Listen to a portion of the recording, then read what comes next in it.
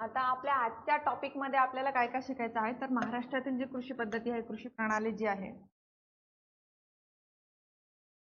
तिला आहे बघा कृषी पद्धती.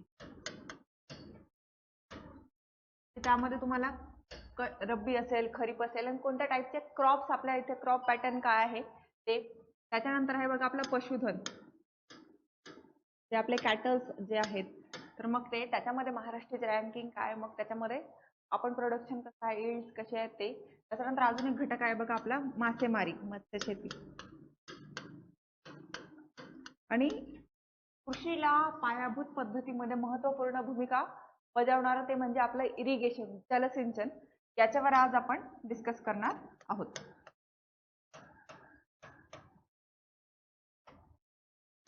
तर ह्या 4 पॉइंट्सवर आपला आजच्या डिस्कशनचा पार्ट राहणार आहे, आजचं लेक्चर राहणार आहे. तर याच्यामध्ये फॅक्च्युअल डाटा हा थोडा जास्त राहणार आहे, तर त्यामुळे तुम्ही फॅक्ट समजून घेणे, ते नोट डाऊन करणे, याच्यावर तुमचा भर असला पाहिजे. आणि डिस्कस करताना आपण समजा आता एखादी गव्हाची प्रजाती सांगितली आहेत, मग त्याच्याशी रिलेटेड किंवा एखादं पशुधनामधली एखादी बोललोय, तर मग त्याच्याशी रिलेटेड काही देशी प्रजाती सांगितल्यात, तर त्या तुम्ही नोट डाऊन करणं गरजेचं राहील. ठीक आहे, आलात सर्वजण?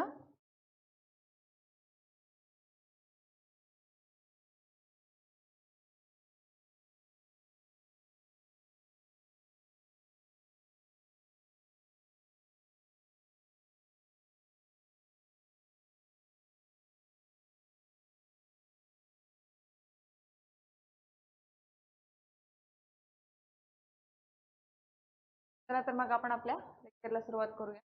तर त्यामध्ये जर बघायला गेलं तर फाउंडेशन पॅराडॉक्स जर बघायला गेलं की तुम्हाला मूळ त्याच्यात ना काय बघायचं आहे, तर कृषी क्षेत्र जे आहे आपलं ऍग्रिकल्चर क्षेत्र जे आहे,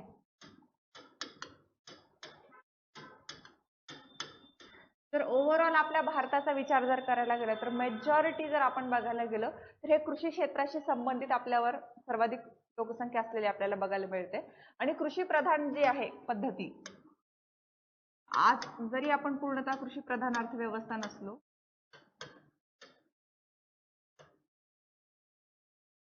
परंतु स्वातंत्र्य नंतर पासून आजपर्यंत जर आपण बघायला गेलो तर टप्प्याटप्प्यामध्ये कृषीवर आधारित असलेलं जे क्षेत्र आहे त्याचं पर्सेंटेज जे आहे ते आपल्याला डिक्लाइन झालेलं, घट झालेलं बघायला मिळते.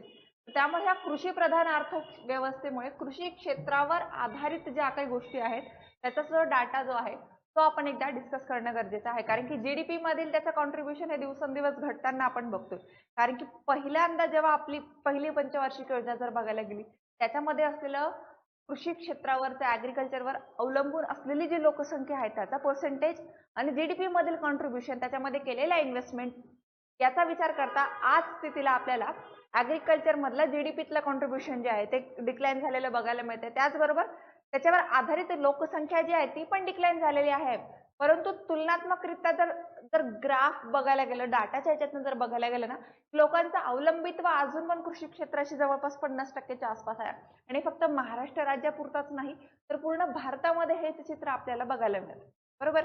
परंतु कॉन्ट्रीब्युशन जीडीपीत म्हणजे 10 लोक जर काम करतायत शेती क्षेत्रावर आधारित, पण त्यातनं ओव्हरऑल प्रोडक्शन कॉन्ट्रीब्युशन फक्त 2-3 लोकांचंच आहे. उर्वरित 8 लोक मग काय, हा जो गॅप आहे तो आपल्यासाठी चिंताजनक बाब आहे. तर त्या बेसिसवर जर बघायला गेलं ना तर महाराष्ट्राचा विचार करता स्टेट जीडीपीचा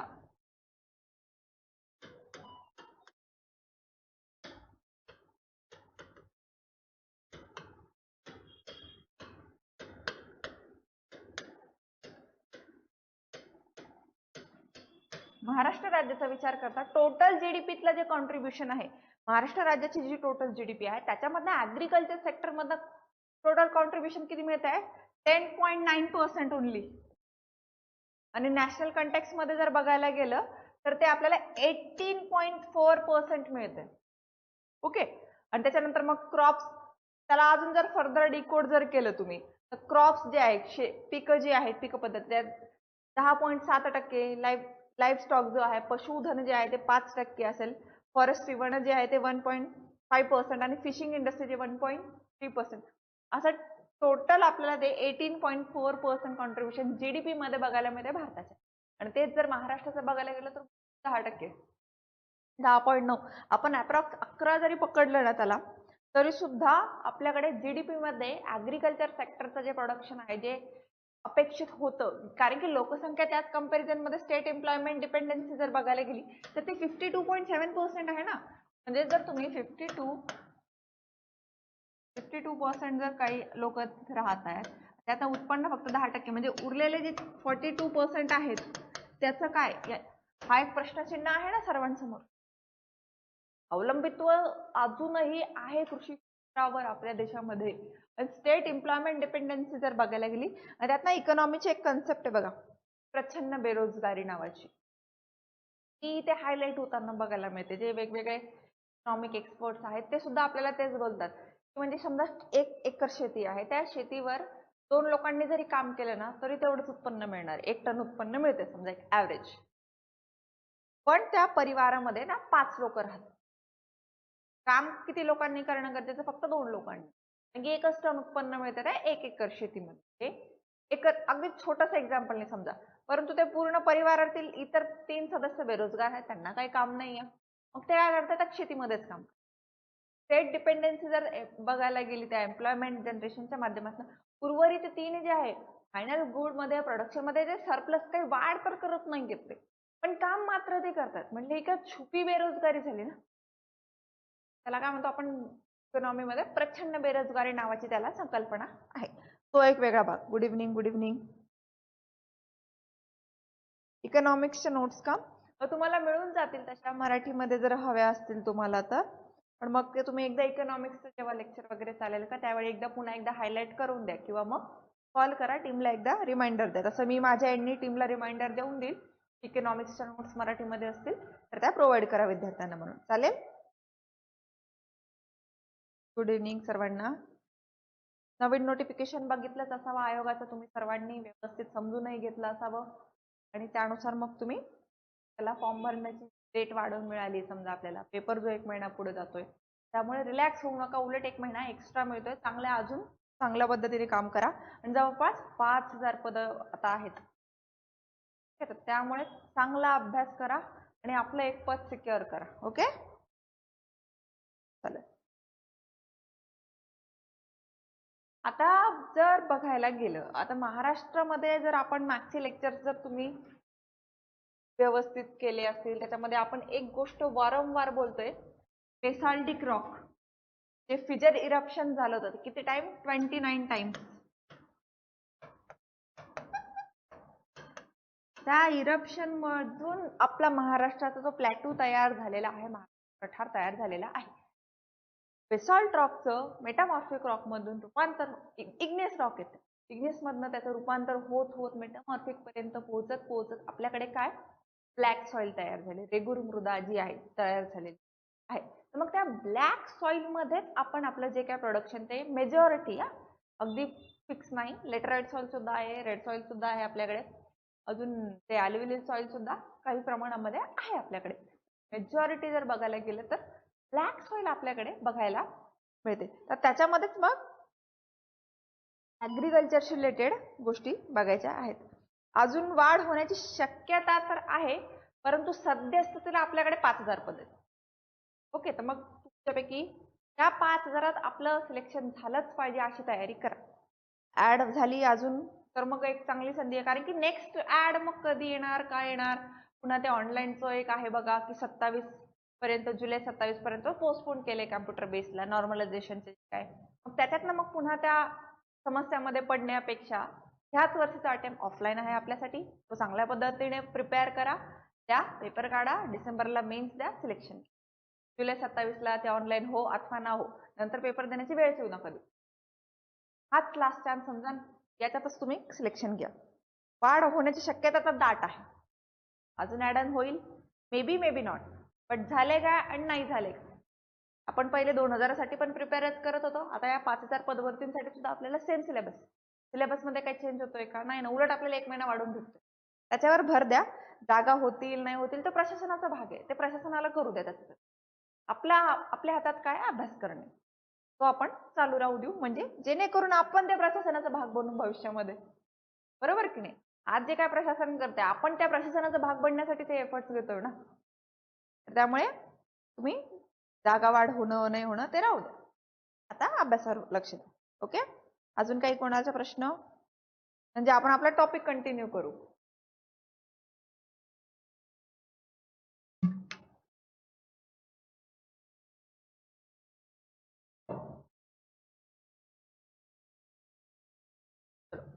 डाऊट नाही कोणाचा?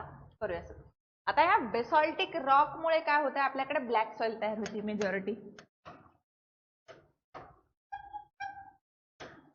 ह्या ब्लॅक सॉइलवर आपले हे डिपेंडन्सी जी 50% आहे आणि मग त्याच्याशी रिलेटेड क्रॉप पॅटर्न क्रॉप्स आपल्याला मोठ्या प्रमाणामध्ये बघायला मिळतात. आता क्रॉप्स मध्ये पण आपण विंटर क्रॉप्स आणि समर क्रॉप, समर अँड विंटर दोन सेशन मध्ये क्रॉप पॅटर्न बघतो. आणि त्याला मग लोकल नाव बघतो बघा आपण, खरीप मॉन्सून सीझन मध्ये येणारे आणि विंटर सीझन मध्ये येणारे आपले रबी क्रॉप्स.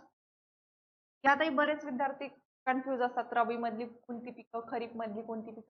आणि एक ज्वारी म्हणून एक पीक असं आहे आपलं ज्वार, ते कॉमन आहे, रबी मध्ये पण येतं आणि खरीप मध्ये पण येतं.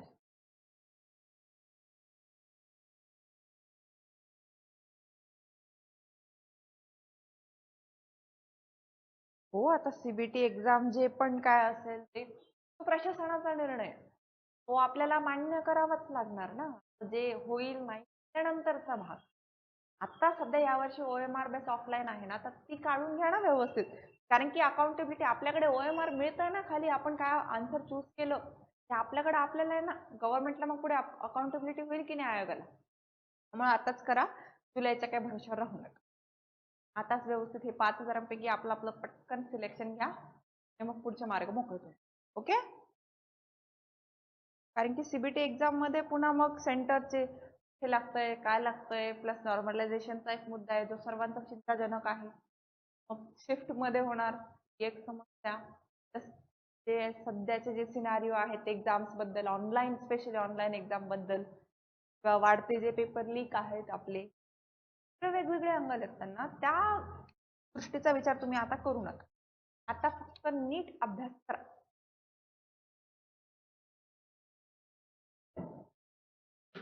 त्याच्याशिवाय आपल्याला गत्यंतर नाहीये.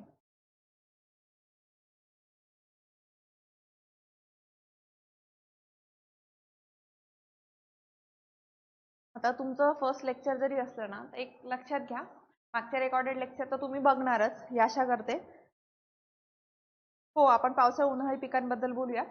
पण त्याचबरोबर जर तुम्हाला प्लॅन बद्दल जर काही डिस्कशन करायचं असेल तर तुम्ही आपल्या क्लासचा कॉन्टॅक्ट नंबर आहे बघा तुम्हा सर्व विद्यार्थ्यांकडे.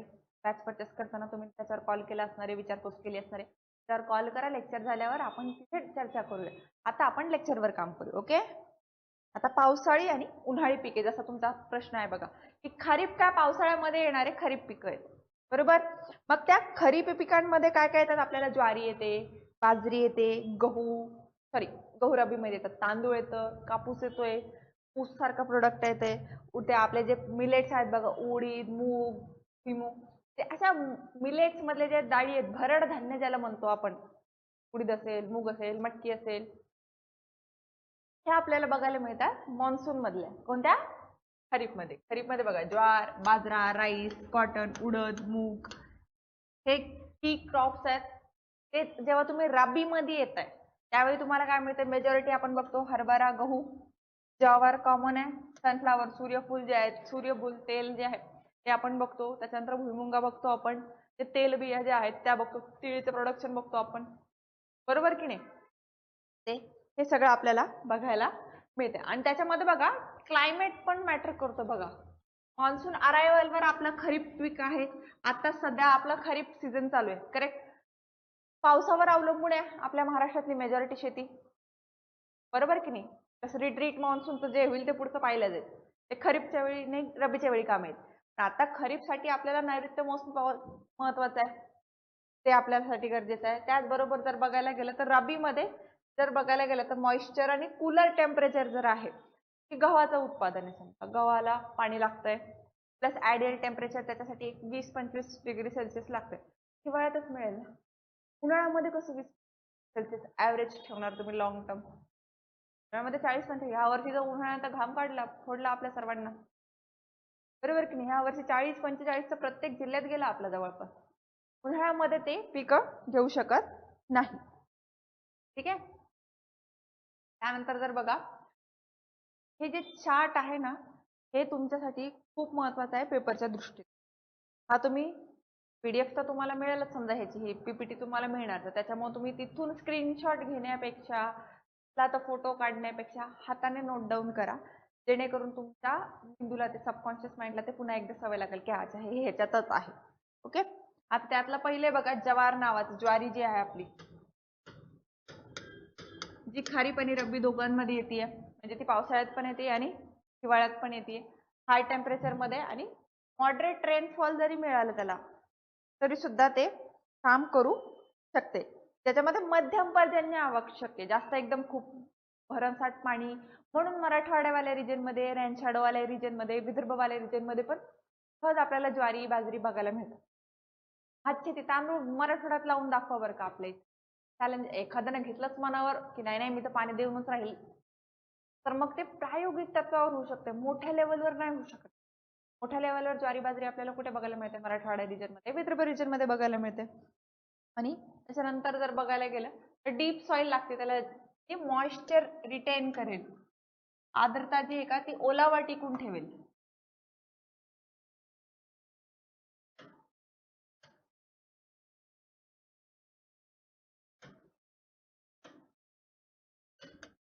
आणि त्याचा यील्ड आणि प्रोडक्शन मधले जिल्हे हे may be match the following मध्ये येऊ शकतात, स्टेटमेंट करेक्ट इनकरेक्ट मध्ये येऊ शकतात. जर तुम्ही PYQ नीट बघितलं तर तुम्हाला ते नक्कीच जाणवेल. त्यामध्ये बीड हा जिल्हा प्रोडक्शन मध्ये सर्वाधिक आहे, कशासाठी? ज्वारीसाठी. आणि जळगाव हा यील्ड साठी, म्हणजे दर हेक्टर मध्ये कव्हर एरिया जळगाव मध्ये जास्त आहे. बट प्रोडक्शन बद्दल जर बोलायला गेलं तर बीड जिल्हा तिथे महत्वपूर्ण आहे, हे लक्षात घ्यायचं आहे. आणि रब्बी आणि खरीप या दोन्ही पद्धतीमध्ये आपल्याला ज्वारी बघायला मिळते. त्यानंतर पुढचं पीक आहे बघा आपलं गहू पीठ, जे रब्बी मध्ये आहे. करेक्ट. जे कोल्ड आणि मॉडरेट रेनफॉल मॉडरेट लागतं आणि टेम्परेचर कोल्ड म्हटल्यावर किती? 20 to 25 डिग्री सेल्सिअस हे ऍव्हरेज आहे. आणि ॲल्युमिनियम क्ले जी आहे, गाळाची जी मृदा आहे का, ती सगळ्यात चांगली ह्याच्यासाठी.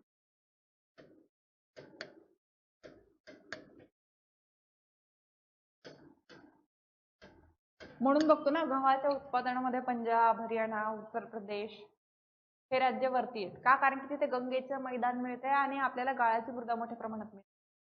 त्यांचं प्रोडक्शन जास्त आहे as compare to Maharashtra, Madhya Pradesh, Karnataka. आपल्या इथे प्रोडक्शन तर होतंय, महाराष्ट्रामध्ये गव्हाचं उत्पादन आहे, मध्य प्रदेशमध्ये आहे, गुजरातमध्ये आहे, आपल्याकडे पण आहे ना गाळाची मृदा. आपल्याकडे काळ्या मातीत सुद्धा लावतोय आपण, तो प्रश्न नाही. पण आयडियल जर त्याच्यासाठी चांगलं काही असेल तर गाळाची मृदा आहे. तर भारतामध्ये बघायला मिळते. आणि आपल्या महाराष्ट्र राज्यामध्ये अहिल्यानगर जे आहे का आपलं, तिथे त्याचं यील्ड आणि प्रोडक्शन सर्वाधिक आहे. त्याच्यानंतर दुसरं बघा राईस, भात, पॅडी कल्टिवेशन जे आहे आपलं, ते खरीप पीक आहे. हाय टेम्परेचर आणि हेवी रेनफॉल लागतंय. भात शेती आपण कुठे बघतो? आपल्या कोकण किनारपट्टीवर, कोकण कोस्ट.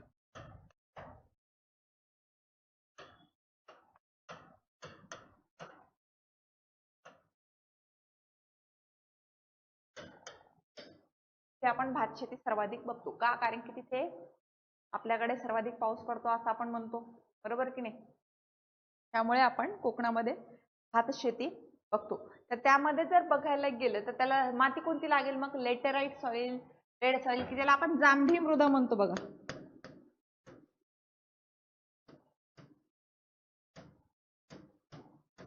गोंदिया प्रोडक्शन मध्ये जास्त आहे, यील्ड मध्ये कोल्हापूर जास्त आहे. पण कोल्हापूर तर कोकणचा भाग पण नाही. बट मेजॉरिटी मध्ये लावणं आणि मोठ्या प्रमाणात यील्ड मध्ये दर हेक्टरी मध्ये प्रोडक्शन घेणं आणि ते पूर्ण महाराष्ट्राला भर पसरवणं, पुरवणं, त्याच्यामध्ये फरक आहे.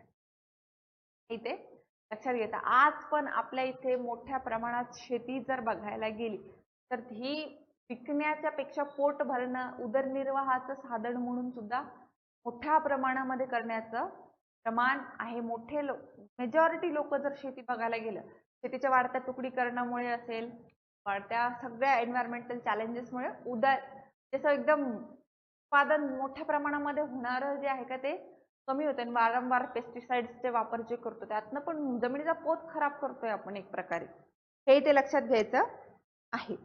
त्यामुळे यील्ड मध्ये कोल्हापूर आणि गोंदिया प्रोडक्शन मध्ये हे नोट डाऊन करा. गोंदिया प्रोडक्शन मध्ये, यील्ड मध्ये कोल्हापूर. इथे भात शेतीमध्ये कन्फ्यूज होऊ, जर आपल्याला यील्ड मध्ये रत्नागिरी रायगड दिलं ना, आपण डोळे झाकून भात शेती ना कोकण मध्ये होते, रायगड रत्नागिरी असते, करेक्ट करून येऊ आपण त्या स्टेटमेंटला. ते इकॉनॉमिक सर्वे नुसार इनकरेक्ट आहे. कोल्हापूरमध्ये यील्ड जास्त आहे त्याचं दर हेक्टरी प्रमाण, हे लक्षात घ्या. आणि एकूण क्षेत्र उत्पादनामध्ये गोंदियामध्ये जास्त आहे, गोंदिया विदर्भामध्ये, हे लक्षात घेणे. त्यामुळे तुम्ही जर बघाल तर हा टेबल तुम्हाला लिहायला ह्याच गोष्टीमुळे सांगितला. त्याच्यानंतर जर वेगवेगळ्या प्रजाती असतात बघा, गव्हाच्या काही जाती आहेत. त्याच्यानंतर जर बघायला गेलं तर तसंच भात शेतीच्या पण, तांदळाच्या पण काही जाती आहेत ना आपल्याकडे. तुम्हाला सांगता येईल का बरं का एक दोन प्रजाती जाती, देशी असतील विदेशी असतील भात शेतीबद्दलच्या?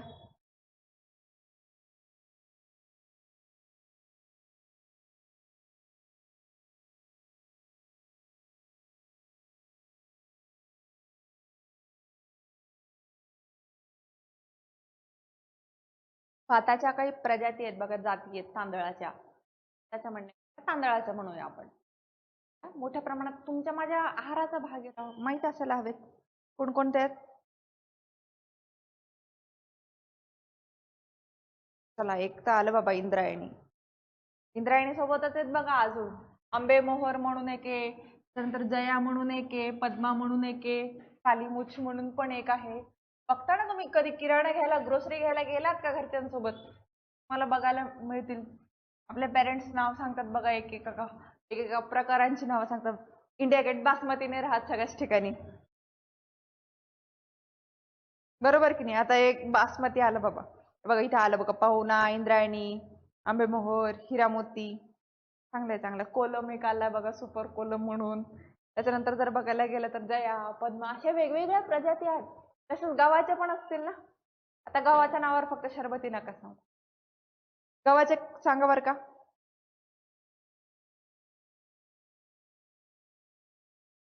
गव्हाचे सांगता येईल?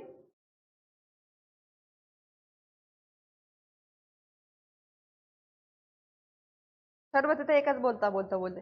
सरबत सोबत बघा ते बन्सी नावाचा एक असतो, सोनालिका नावाचा असतो. हे वाटतं तेवढं सोपं नाही बरं का. तुम्ही ऍक्टिव्हली पार्टिसिपेट करत जा कमेंट मध्ये. म्हणजे माहित नसलं तर समोरच्याला, समजा आता मला माहित नाहीये, समोरच्या एका व्यक्तीला माहिती आहे, तर तो कमेंट करेल तर ते तुम्हाला कळून जाईल. हे पार्टिसिपेट करा, कारण की कोणतं नॉलेज कुठे कामा येईल ते सांगता येत नाही. आणि याच्यावर प्रश्न आलेले आहेत जोड्या लावांच्या माध्यमातून. पिकाचं नाव आहे आणि त्याची लोकल जे नाव आहे किंवा त्याची प्रजाती आहे, जाती जे आहेत त्या आहेत, आणि जोड्या लावा किंवा करेक्ट पेअर करेक्ट मॅच आहे की नाहीये माहित पाहिजे ना ह्या गोष्टी ऍग्रिकल्चरच्या बाबतीत. बऱ्यापैकी तुम्हाला नावं माहिती बघा. श्रीराम आलं एक, कल्याण सोना एक आलं, श्रीराम 303 आलं, सोनालिका, बन्सी, अजित 102, सरबती आलंय, चला लोकवान म्हणून एक आलंय. चांगलं म्हणजे माहिती आहे बाबा तुम्हाला. तसंच भात संशोधन केंद्र पण आहे बघा आपल्याकडे, इगतपुरीमध्ये आहे, खापोलीमध्ये आहे की नाही. तसंच गव्हाचं संशोधन केंद्र सुद्धा आहे बघा नाशिकमध्ये, निफाड म्हणून एक ठिकाण आहे बघा की जिथे गव्हांचं संशोधन केंद्र आहे. आपल्याला सातारामध्ये, महाबळेश्वर मध्ये आहे. आता हे जे बोलतोय ते लिहून घ्या ना लगेच. गव्हाबद्दल जर बघायला गेलं तर सातारा,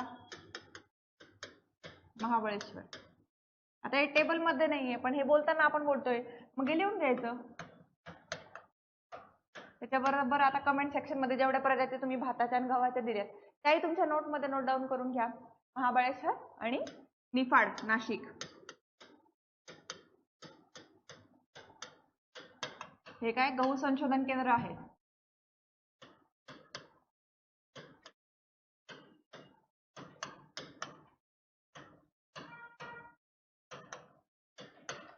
तांदूळ संशोधन केंद्र सुद्धा आहेत आपल्याकडे, ते खापोलीमध्ये आहे, बरोबर की नाही. मग ते लिहायचे आहे. इगतपुरीमध्ये आहे.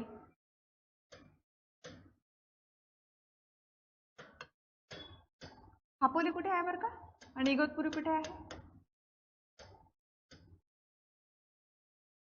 खापोली आणि इगतपुरी कुठे? सातारा गहू संशोधन केंद्र नाशिकमध्ये.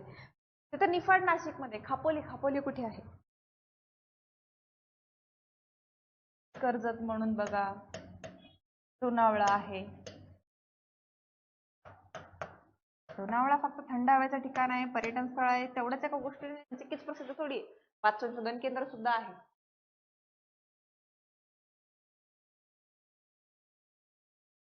चला, इगतपुरी नाशिक. अजून खापोली.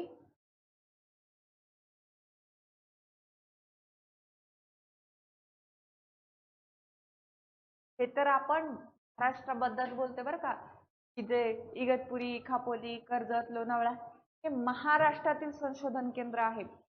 भारताचे संशोधन केंद्र आपल्या महाराष्ट्रामध्ये नागपूरमध्ये आपल्याला बघायला मिळते. माहिती आहे कुठे? नागपूर मधले लोकल नाव आहे, तरसा नावाचं गाव आहे बघा. ते भारतातील भात संशोधन केंद्र वन ऑफ द ते बघायला मिळते. त्याच्यानंतर चंद्रपूरमध्ये, भंडारामध्ये भात संशोधन केंद्र आपल्याला बघायला मिळतात, की जे ऑल इंडिया लेवलवर भात संशोधनाचे काम करतात. मग त्याच्यामध्ये जीएम मॉडिफाईड असेल, आयरन रिच असेल, हे जे तांदूळ बनवली जातात का, तर ती तशा पद्धतीने बनवली जातात. चला, रायगड आलं. पुढचं पीक आहे बघा आपलं बाजरा, बाजरी. हाय टेम्परेचर आणि लो रेन म्हणून सर्वाधिक बाजरी मराठवाड्यासारख्या दुष्काळी प्रदेशामध्ये बघायला मिळते. हाय टेम्परेचर, लो रेन कशावर? बाजरा. खरीफ पीक आहे, खरीफ पीक आहे. बीट एकमेव पीक बघितलं आपण आतापर्यंत की जे रब्बीचा पार्ट आहे, हिवाळ्यामध्ये घेतलं जातं. उर्वरित आपण सगळे काय बघितले? खरीफ पीक बघितलेत. लाईट सॉइल, लो पीएच पाहिजे आणि त्याच्या उत्पादनामध्ये, प्रोडक्शन मध्ये, यील्ड मध्ये पण बीड पुढे बाजरीमध्ये. हे इथे लक्षात घ्यायचं आहे. बीड अजून एका गोष्टीमध्ये होतं बघ, की त्याचा रेकॉर्ड खूप खराब होता. मागच्याच लेक्चर मध्ये आपण बघितलं. कोणत्या गोष्टीसाठी होतं? हा, राईस मिल. बघा इथे लिहिलंय बघा गौरवनी, सिंधवाही, चंद्रपूर, साकोली, भंडारा, तरसा, नागपूर हे भारताचे भात संशोधन. करेक्ट. चांगला चालू आहे अभ्यास.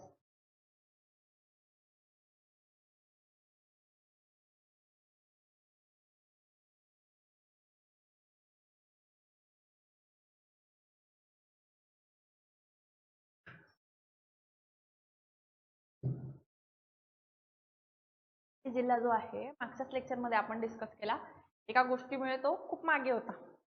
कोणता?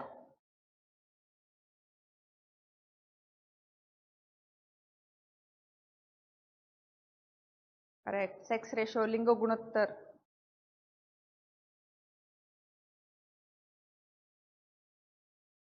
स्त्री पुरुष लिंग समानता. करेक्ट. लिंग गुणोत्तर बघ. हो, मे बी येऊ पण शकतोय. आपल्याला 4 नावं दिली जातील, त्याच्यामध्ये आता समजा भाताच्या 4-5 प्रजाती दिल्यात आणि त्याच्यामध्येच एक गव्हाची प्रजाती टाकून दिली आणि आता सांगितलं की खालीलपैकी कोणती 4 ऑप्शन पैकी की भाताचं जात नाही, किंवा गव्हाची 3 असतील, एक भाताची दिलेली असतील, किंवा ज्वारी बाजरीची सुद्धा दिली जाऊ शकते. May be not. आयोग विचारू शकतो ना, आयोगाने PYQ जर तुम्ही बघितलं तर असे प्रश्न आलेले आहेत, म्हणूनच आपण डिस्कशन करतोय ना त्याबद्दल. चलो पुढचं बघा, बाजरी. High temperature, low rain, yield and production मध्ये बीड सर्वाधिक आहे. ओके, बाजरीची जाती सांगता येईल. आणि 2018 जे का राष्ट्रीय बाजरी वर्ष म्हणून सुद्धा आपण घोषित केलं होतं बरं का.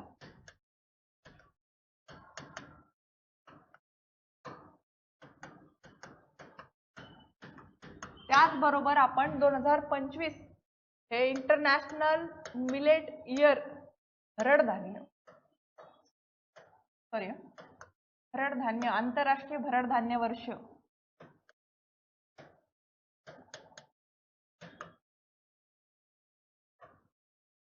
म्हणून घोषित केलेलं होतं. ओके, बाजरीची जाती सांगता येईल का? मला तर 2च माहिती आहे, धनशक्ती आणि समृद्धी नावाची. मला अजून काही माहित असेल तर माझ्याही ज्ञानात भर पडेल.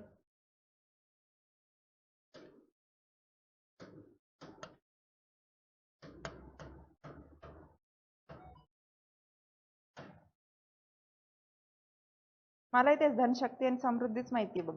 हो, श्रद्धा सबुरी नावाची पण आहे. शांती, प्रतिमा. काय बाबा, नाही मला दोनच माहिती आहेत, धनशक्ती आणि समृद्धी. नवीन आज माहित झालं श्रद्धा सबुरी नावाची पण. श्रद्धा सबुरीवर मला साईबाबा माहिती आहेत. चला आता पुढचं आहे कॉटन, जे कॅश क्रॉप आहे. शुगर केन, ऊस कॅश क्रॉप आहे. ऊसासाठी तर म्हटलं जातं की 18 महिने त्याचा टाइम पिरियड, आणि ते ना रब्बी आहे ना खरीप आहे, बस ते 18 महिने आहे. पाण्याचा पुरवठा जर तुम्हाला चांगला असेल, तुमच्यात पेशन्स असतील, तर तुम्ही ऊस उत्पादन करू शकता. इथेही आपला बीड जिल्हा आहे ऊसतोड कामगारांसाठी प्रसिद्ध, बरोबर.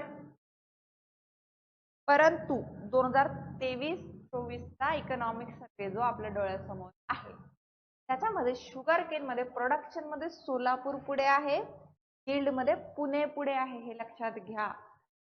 ऊसतोड कामगार म्हणून बीड जिल्हा, ऊसतोड कामगार बीड जिल्हा म्हणून आपले एक इमेज डोळ्यासमोर तयार झालेली आहे शुगर केन साठी आपल्या डोळ्यासमोर. बट ना यील्ड मध्ये ना प्रोडक्शन मध्ये ते टॉपवर आहे महाराष्ट्रामध्ये, ते सेकंड थर्ड रँकर आहेत.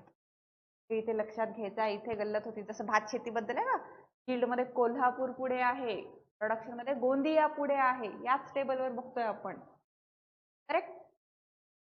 तसंच शुगर केन साठी बीड आपल्याला डोक्यात बसलेलं आहे की ऊसाचं उत्पादन बीड. यील्ड मध्ये पण बीड नाही हायेस्ट मध्ये, आणि प्रोडक्शन मध्ये पण नाही. यील्ड मध्ये पुणे आहे, सोलापूर, प्रोडक्शन मध्ये आहे हायेस्ट. हे इकॉनॉमिक सर्वे नुसार बोलत आहोत डाटा आपण. इथेनॉल मुळे तर मागणी वाढणारच ना, आता काय. इव्हन शुगर प्रोडक्शन मध्ये आपण महाराष्ट्र राज्य ना फर्स्ट रँक आहोत, की जे गेल्या 3-4 वर्षापासून येतोय आपण.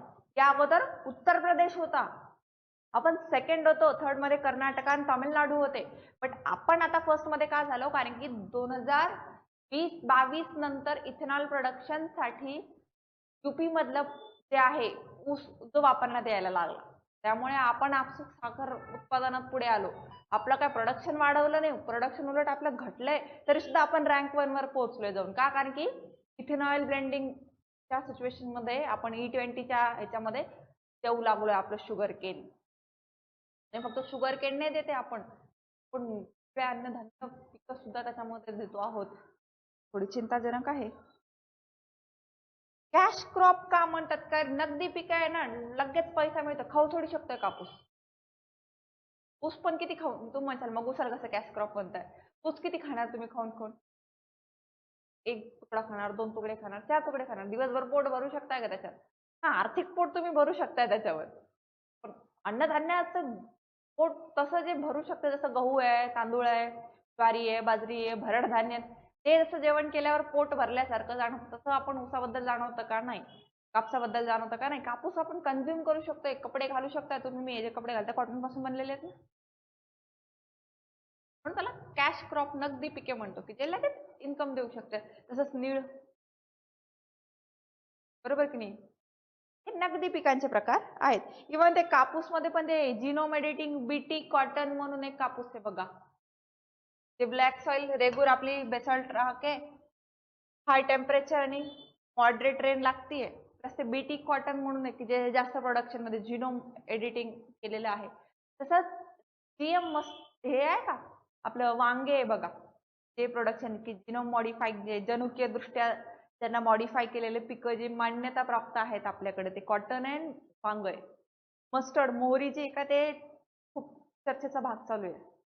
तर पिकं अजून अलाव नाही केलेले गव्हर्नमेंटने आपल्याला, तुम्ही ते मोठ्या प्रमाणात वापरा. हे ते लक्षात घ्यायचं आहे. आता कापसाचं यवतमाळमध्ये प्रोडक्शन जास्त आहे, वाशिम मध्ये यील्ड जास्त आहे. आता ना एक क्वेश्चन करूया, तसा तुमचाच होता का, तुम्हीच विचारला ना की खालीलपैकी कोणते गव्हाची प्रजाती नाही.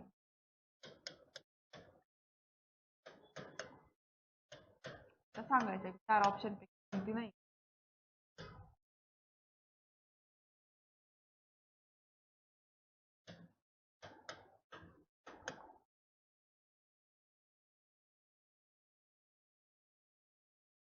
तांदळाची कोणती दिली तुम्ही,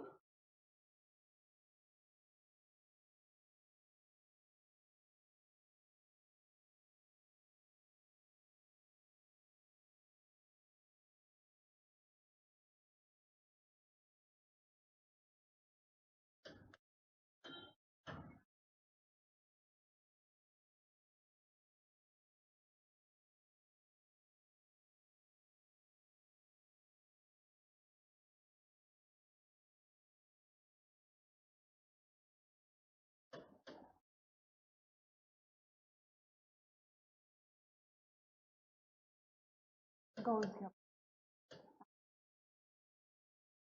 या दोघांपैकी ए आणि बी. सरबती आणि आंबेमोहर. गव्हाची प्रजाती कोणती नाहीये. इथेनॉलमुळे ऊसाची मागणी तर वाढेलच ना, अशी काही जरी केलं तरी.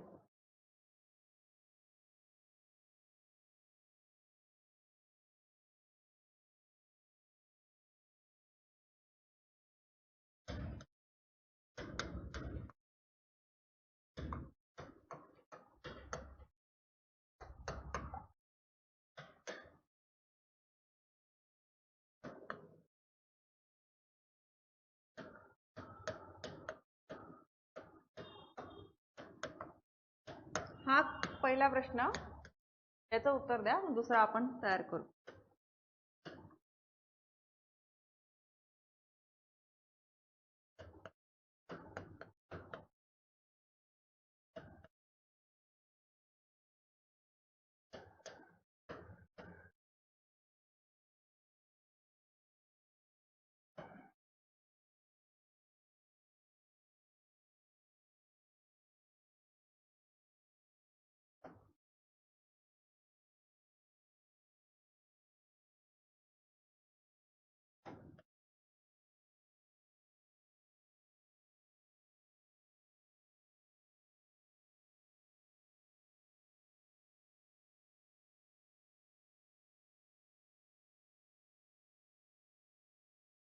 खालच्या पेअर मॅच करायच्या आहे तुम्हाला. दिसता सर्वांना? आवाज येत नाहीये का? करेक्ट. आंबेमोहर काय तांदळाची प्रजात आहे.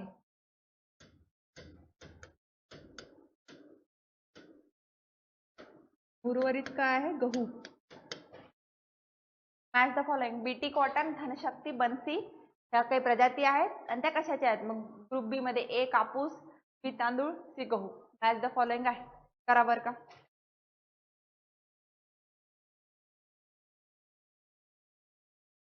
ही आपली सध्या ग्रुप सी साठीची बॅच आहे का, ती आपण घेत आहोत. त्याच्यामध्ये कॉमन सिलेबसवर जे आपलं जॉग्रफी आहे का, महाराष्ट्राचा भूगोल जो आहे तो आपण इथे डिस्कशन करत आहोत.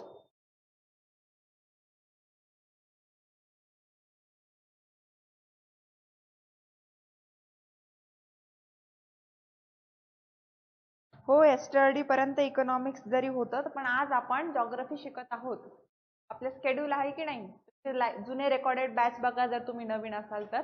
आठवड्यातनं 2 दिवस इकॉनॉमिक्स, 2 दिवस पॉलिटी, 2 दिवस जॉग्रफी, मराठी, या अशा पद्धतीने आपण काम करत आहोत जेणेकरून पेपरच्या दृष्टीने सर्व विषय कव्हर व्हावेत.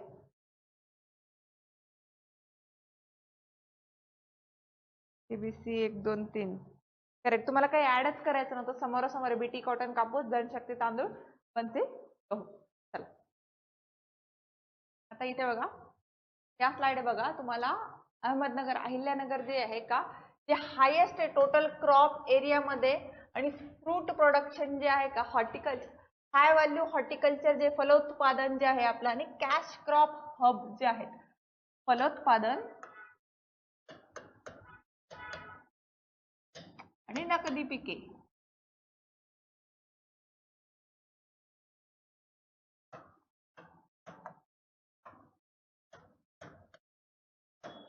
त्याच्यानंतर जळगाव जर बघायला गेलं, बनाना कॅपिटल बघतो आपण. नाशिकला आपण बघतो ग्रेप्स जे आहे त्याचं उत्पादन आपल्याला बघायला मिळते.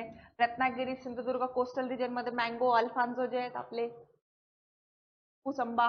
त्याच्यानंतर जर नागपूरमध्ये ऑरेंज कॅपिटल जे आहे ते. त्या अशा पद्धतीने आपण हे हॉर्टिकल्चर असेल त्याच्यासाठी काम करताना बघायला मिळतं. आता ओव्हरऑल जर बघायला गेलं, नाही धनलक्ष्मी बाजरी नाहीये, अरे ती जी धनशक्ती लिहिली का आपण, ती धनशक्ती लिहिलं होतं, शक्ती, तांदूळ, तांदूळ.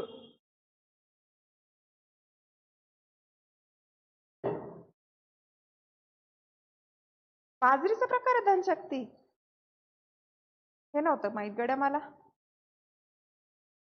बरोबर. लक्ष्मी आणि धनशक्तीचा फरक बघा ना तुम्ही. दोन नाव आहेत, लक्ष्मी, शक्ती.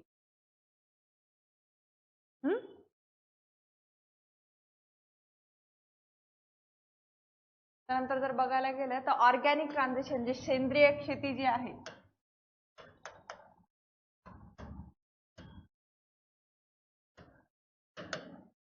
आपण सेंट्रल अनाऊन्स करताय 2005 ला की नॅशनल ऑर्गॅनिक फार्मिंग पॉलिसी येते, ज्याच्या माध्यमातून तुम्ही सेंद्रिय शेती करा असं म्हणून सांगितलं जात आहे.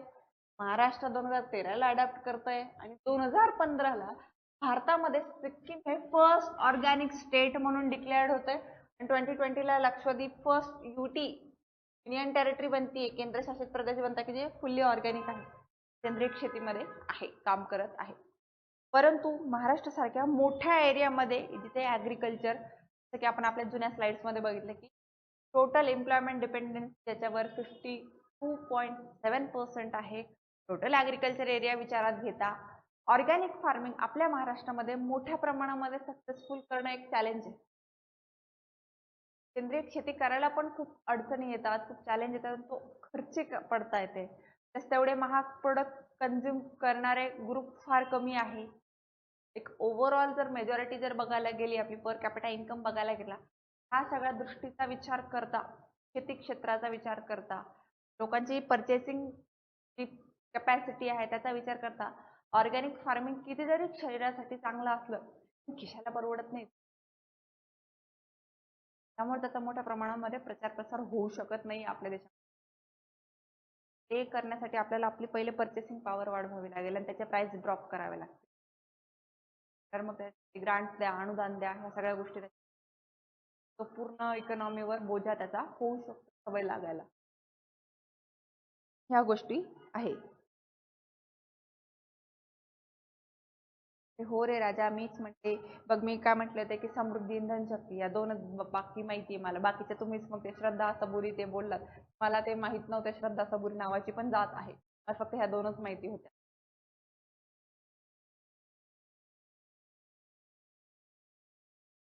नॅशनल रँक जर बघायला गेली, महाराष्ट्र सेकंड रँकर आहे. जे मॅसिव्ह शेअर जर ऑर्गॅनिक प्रोडक्शन मध्ये बघायला गेलं तर 27% शेअर आपण करतोय. आणि ग्लोबल लेवलवर भारत जर बघायला गेलं 2022च्या डाटानुसार 4th रँक करतो टोटल ऑर्गॅनिक कन्झम्पशन वर. आता हे आपल्याला वाटेल की चौथं दुसरं आहे, पण मोठ्या प्रमाणात जागतिक स्तरावर सुद्धा आणि भारताच्या स्तरावर सुद्धा प्रोडक्शनच होत नाही, कन्झम्पशन पण होत नाही, प्रोडक्शन पण. त्यामुळे आपल्या रँक ज्या आहेत त्या चांगल्या आपल्याला इथे बघायला मिळत आहेत. ही रियालिटी पण आपण समजून घ्यायला हवी. त्यानंतर जर बघायला गेलं तर पशुधन इकॉनॉमी जे आहे आपली,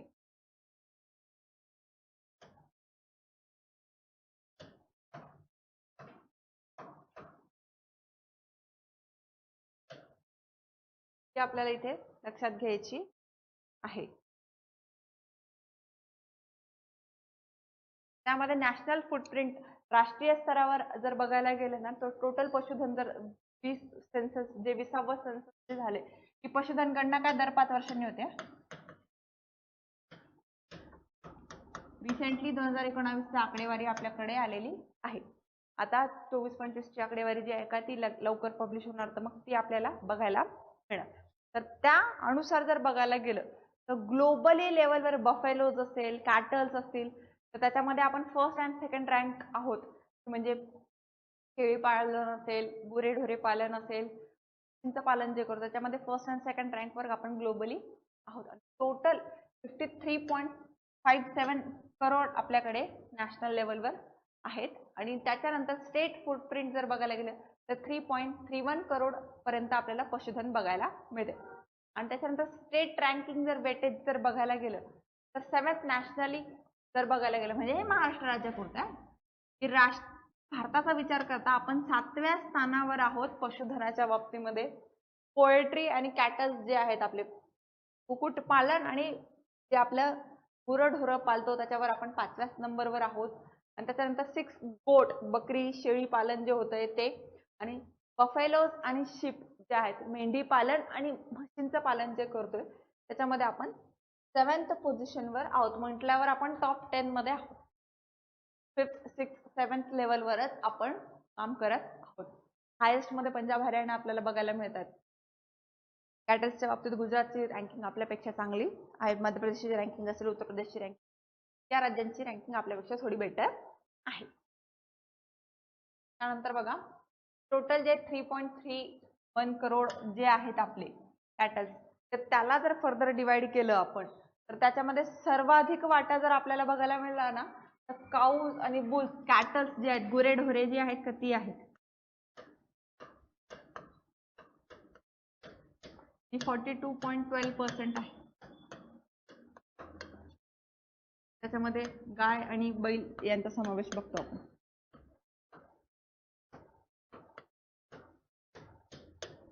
त्याच्यानंतर सेकंड जर बघायला गेलं तर गोट्स शेळी पालन जे आहे का ते 32%. त्याच्यानंतर जर बघायला गेलं तर बफेलो म्हैस 16.97%. त्याच्यानंतर शिप मेंढी 8.18% पर्यंत बघायला मिळते. टोटल जर बघायला गेलं की जे आपण रँक कितवं करत होतो 7th ऑल इंडिया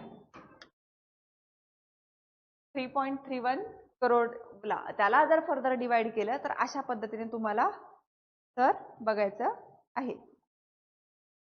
त्यानंतर बघा आता ते डिस्ट्रिक्ट वाईज जे आहे कॅटल्स गुरत नावाची जी आहे, तर ती अहिल्यानगरमध्ये सर्वाधिक आहे, सेकंड नाशिक आहे, थर्ड पुणे आहे. आता हा डाटा आहे फॅक्च्युअल, तो तुम्हाला लक्षात ठेवावाच लागणार परीक्षेतून.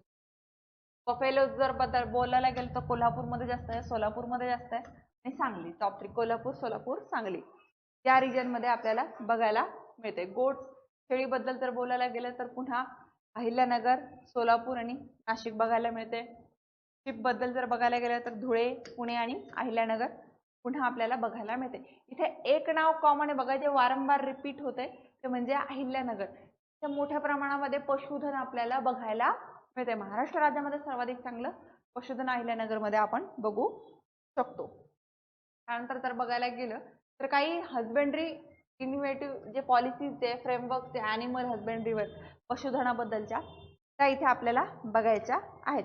त्यामध्ये 3 स्कीम्स आहेत. त्या स्कीम्स बद्दल आपण बघूया इथे की त्या स्कीम काय सांगतात आपल्याला. त्याच्यामध्ये हा डाटा जो आहे का, काही डाटा जो आहे तो 23-24 याला जो पब्लिश झालेला इकॉनॉमिक सर्वेतला बेस इयर आहे, काही 25-26 आहे, आपल्याला तो बघायचा आहे. आता आपली परीक्षा जी आहे का ती आता रिसेंट डाटावर येण्याची शक्यता तर आहे. त्याचबरोबर मागच्या वर्षीचा जो डाटा आहे 23-24चा, 24-25चा तो डाटा आपण बघू शकतो. एक ॲव्हरेज जो आहे तो, आणि पशुधनामध्ये इतकी पण वाढ होत नाही किंवा इतकी पण घट होत नाही, तर मोठ्या प्रमाणात जोपर्यंत रोगराई येत नाही तोपर्यंत, तर त्यामुळे तोच डाटा जो आहे तो जो जिल्हे जे आहेत का ते तेवढेच राहतात. पर्सेंटेजमध्ये थोडाफार कमी जास्त होऊ शकतंय मे बी, बट जे जिल्हे जे आहेत का ज्याच्याबद्दल आपण डिस्कस करतो की जे चेंज होत नाही शक्यतो, इथे लक्षात घ्यायचे आहे. राष्ट्रीय गोकुल अभियान 2014-15ला सुरू झालेलं आहे. त्याचा फोकस जर काय ब्रीड डेव्हलपमेंट जे आहे त्याच्यावर ते करताना बघायला मिळते आणि इन्क्रीजिंग मिल्क प्रोडक्टिव्हिटी दुग्ध उत्पादन जे आहे ते वाढवायचं आहे.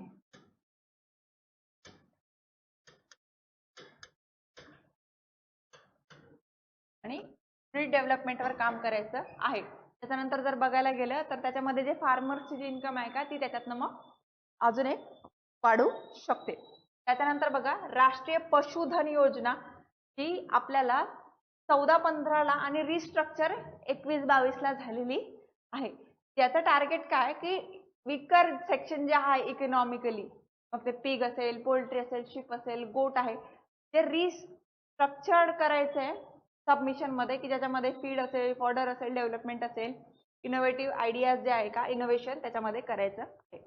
आणि पशुधन विमा योजना जी 2006-7ला आलेली, त्याच्यामध्ये तुम्ही ह्या पशुधनांसाठी आता बऱ्याच वेळा एखादा साथीचा रोग आला किंवा ते लंपी म्हणून एक आजार आला होता बघा मागे, की असे एकदम डॉट डॉट यायचे रेड कलरचे त्या गायींवर, कॅटल्सवर, मग अशा स्वरूपाचं जर काही मोठ्या प्रमाणामध्ये जर काही निर्माण झालाय, काही आजार आलाय, मग काही तर कव्हरेज असावं त्या शेतकऱ्याला, काही तर विमा कव्हरेज आपल्याला ते बनावं लागेल. तर त्यासाठी मग हे पशुधन विमा योजना आहे, राष्ट्रीय पशुधन योजना आहे आणि राष्ट्रीय गोकुल योजना आहे.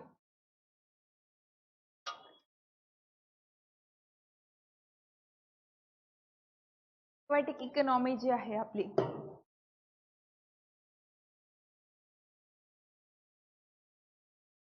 मत्स्य शेती जिला बघतो आपण, ग्लोबल आणि नॅशनल लेवलवर जर बघायला गेलं, इंडिया प्रोड्यूस 8% वर्ल्ड फिश जे आहेत आपल्या आणि आपण 3rd रँक करतो. लार्जेस्ट फिश प्रोड्युसिंग नेशन म्हणून आपण ओळखलं जातो. आणि टोटल नॅशनल प्रोडक्शन जर आपण बघायला गेलो तर 162.48 लाख टन्स पर्यंत आपण करतो. आणि आपली ही मत्स्य शेती जी एका 2 पद्धतीने होती, एक खाऱ्या आणि एक गोड्या पाण्याची.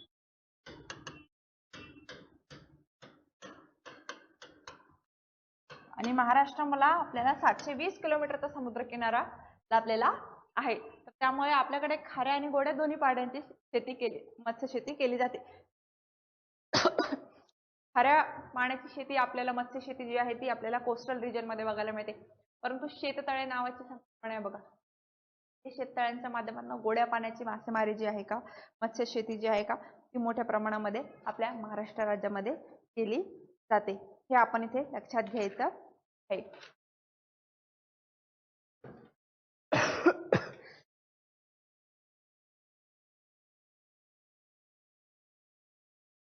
तर त्याच्यामध्ये बघा इनलँड फिशरीज जे आहे आणि मरीन फिशरीज जे आहे, खाऱ्या पाण्याचे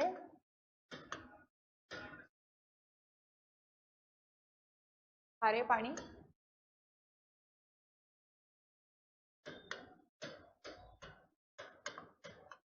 आणि इनलँड जे गोड पाण्यामध्ये केले जाते. तिथे लवणीय नाही, क्षारतायुक्त पाणी नाही.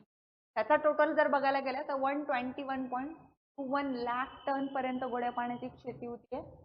त्याच्याच कंपॅरिझन मध्ये खाऱ्या पाण्याची आपल्याला 41.27 लाख टन्स म्हटल्यावर कोस्टल लाईन जरी जास्त असली आपल्या भारताला, पण गोड्या पाण्याची शेततळ्यासारखी प्रमाणातली जी आहे ती डबल दुप्पट आपल्याला झालेली बघायला मिळते. हे इथे लक्षात घ्यायचं आहे. आणि महाराष्ट्र जर बघायला गेलं तर 6th रँक करतो बघा नॅशनल लीडर जर बघायला गेलं तर सर्वाधिक आपल्याला आंध्र प्रदेश, वेस्ट बेंगॉल आणि उत्तर प्रदेश हे 3 राज्य आहेत की जिथे गोड्या पाण्याची मत्स्य शेती आहे ती मोठ्या प्रमाणामध्ये केली जाते. आणि ते जेव्हा खाऱ्या पाण्याबद्दल जेव्हा आपण बोलतो, कोस्टल रिजनचेच राज्य येतील, मग त्यामध्ये गुजरात पहिल्या नंबरवर आहे, 2nd केरला, 3rd तामिळनाडू. हे आपल्याला इथे लक्षात घ्यायचं आहे. त्यामध्ये आता बघा मॅच द फॉलोइंग करा.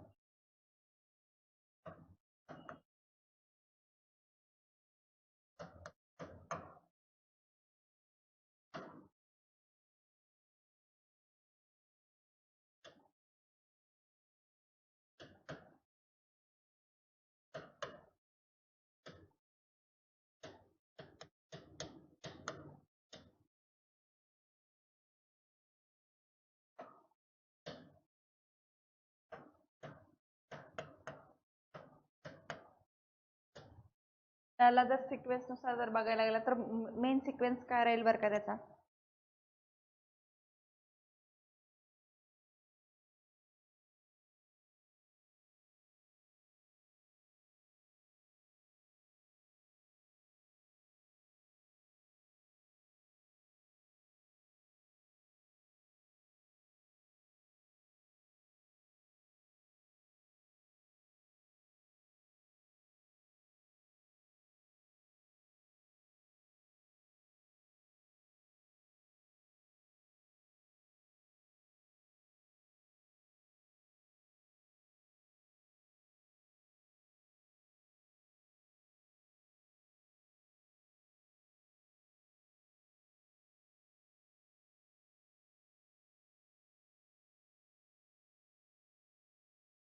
करेक्ट जे आहे तेच.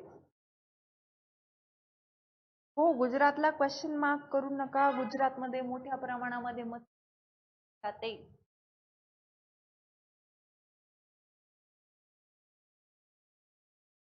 त्यानंतर तर बघायला गेलं तर ब्ल्यू रिव्हॉल्युशन जे आहे, निळी क्रांती जे आहे, त्यामध्ये बघा मत्स्य संपदा योजना मे 2020 मध्ये आलेली की जी 5 वर्षासाठी आहे. 24-25 पर्यंत त्याचं टार्गेट होतं की ज्याच्यामध्ये 22 मिलियन मेट्रिक टन्स पर्यंत मॅसिव्ह पोस्ट आपल्याला त्याच्यामध्ये घ्यायचा होता. तसंच ब्ल्यू रिव्हॉल्युशन जे आहे, आपली नीली क्रांती जी आहे, त्याच्यामध्ये जर बघायला गेलं तर हिरालाल चौधरी असेल आणि डॉक्टर अरुण कृष्णन जे आहेत 2017 मध्ये त्यांनी केले 4 गोल काय की मरीन आणि फ्रेश वॉटर जे पोटेन्शियल जे आहे ते ट्रिपल करायचं आहे आपल्याला, तिहेरी वाढवायचं आहे. महामरीन फिशिंग ऍक्ट जो आहे 1981 चा इम्प्लिमेंट कधी झाला 1982 मध्ये.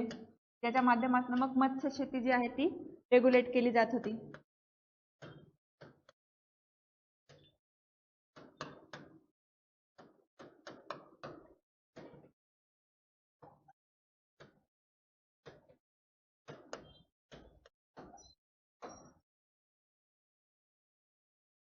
तर जर बघायला गेलं स्टेट एम्प्लॉयमेंट डिपेंडन्सी जर बघायला गेली आपण, तर कल्टिवेशन शेतीवर जर बघायला गेली तर ती कॉटन एरिया जो आहे त्याच्यामध्ये आपण मोठ्या प्रमाणामध्ये आहोत. ऑर्गॅनिक फार्मिंग मध्ये 27% करत आहोत आणि शुगर कॅन प्रोडक्शन जे आहे त्याच्यामध्ये आपण मोठ्या प्रमाणामध्ये भाग घेत आहोत. इव्हन शुगर प्रोडक्शन मध्ये हायेस्ट आहोत देशामध्ये. पोल्ट्री कॅटल्स बद्दल आपण 5th रँक करतोय. टोटल जर अॅनिमल हजबंड्री जर बघायला गेले तर 7th रँकवर आहोत आपण वर्ल्ड वाईड नॅशनल लेवलवर. आणि 3.31 CR आपल्याकडे टोटल कव्हरेज आहे. ॲक्वाकल्चर जे आहे आपलं तर त्याच्यामध्ये जर बघायला गेलं फिश प्रोडक्शन मध्ये आपण 6th रँकर आहोत. त्यानंतर जर बघायला गेलं तर जलसिंचन इरिगेशन कसं आहे महाराष्ट्रामध्ये, त्यामध्ये आता ह्या सेक्शन मध्ये तुम्हाला जे जलसिंचनाचे जे टाईप आहे तेच बघायचे आहे. त्याच्यामध्ये मग जलसिंचनाचे प्रकल्प कसे आहेत, जसं की दारणा कालवा धरण असेल, कोयना धरण आहे, जायकवाडी धरण आहे, ते कुठे आहेत लोकेशनला, ह्याच्यावर मॅच द फॉलोइंग मध्ये सर्वाधिक प्रश्न आलेले आपल्याला बघायला मिळतात. की मॅच द फॉलोइंगचे क्वेश्चन त्याच्यामध्ये खूप प्रमाणामध्ये आहे. मग महाराष्ट्रामध्ये विहिरी जलसिंचन आहे, कालवा जलसिंचन, उपनलिका सिंचन, ते कॅनल्स पण आहे, बोरवेल्स सुद्धा आहेत, ग्राउंड वॉटर आपण वापरतोय, बरोबर की नाही. त्यानंतर ठिबक सिंचन आहे, तुषार सिंचन आहे. हे वेगवेगळे इरिगेशनचे टाईप्स आहेत की ज्याच्या माध्यमातून आपण महाराष्ट्राला देऊ शकतो. आता 15% काय सद्यस्थितीमध्ये महाराष्ट्रातील एकूण शेतजमिनीपैकी केवळ 15% जमिनीला इरिगेशन जलसिंचन उपलब्ध आहे. 15%. आपल्याला हे काय करायचं, वाढवायचं आहे.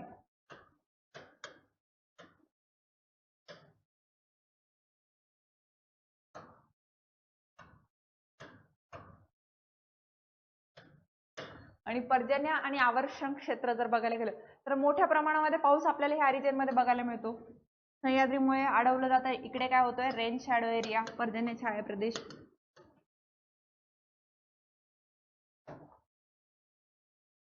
बरोबर. ड्रॉट प्रोन झोन म्हणून आपण मराठवाड्याला ओळखतो.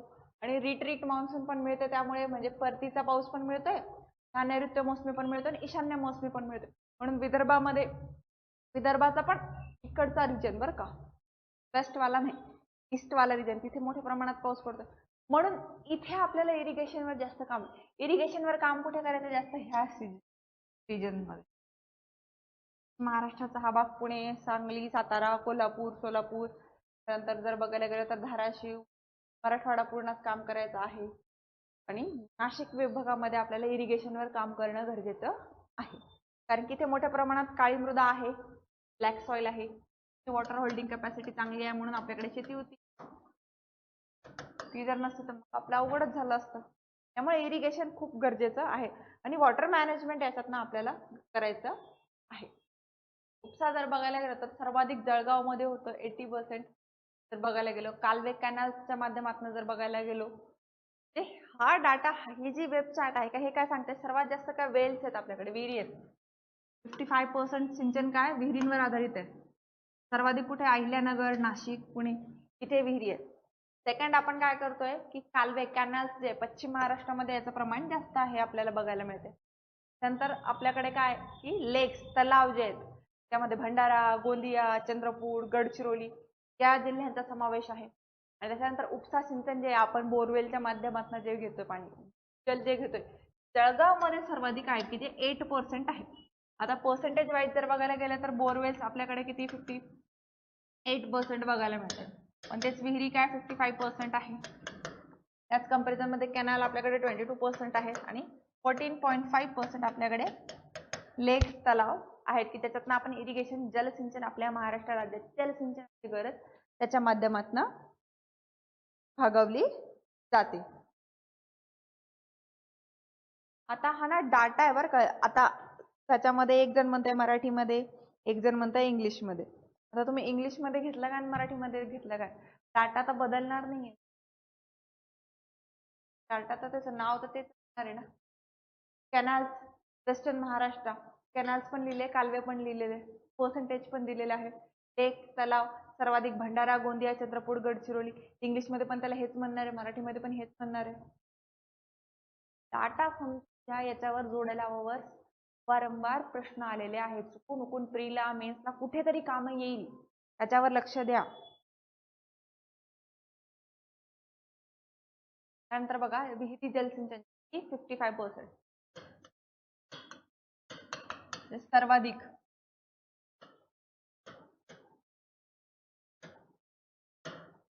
तर त्यामध्ये सर्वाधिक असलेला जिल्हा कोणता? विहिरी कालवा अहिल्यानगर.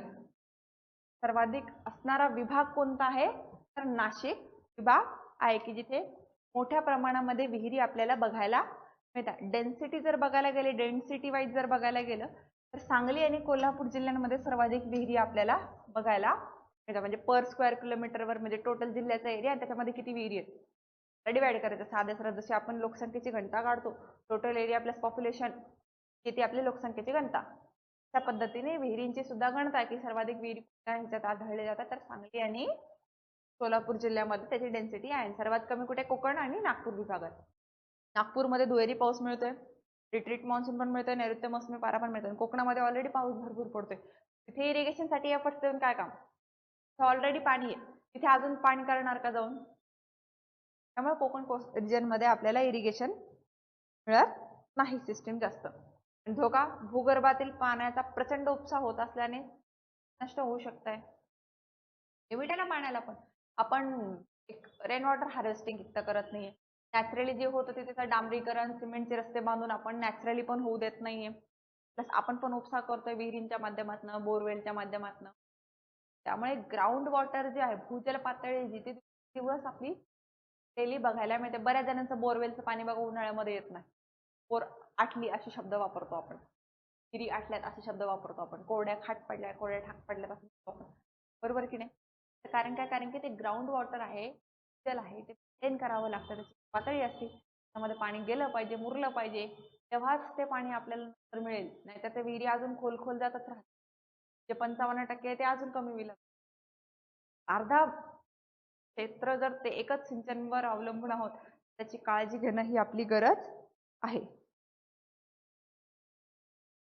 आता बघा गटबला प्रश्न होता जिल्हा आणि तलाव जलाशयासाठी. PYQ बघितल्यावर तुम्हाला जाणवेल की इम्पॉर्टंट टॉपिक आहे.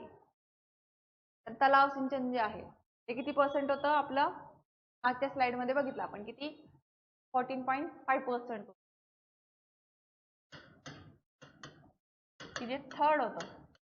सेकंड काय होतं? कॅनल, कालवे.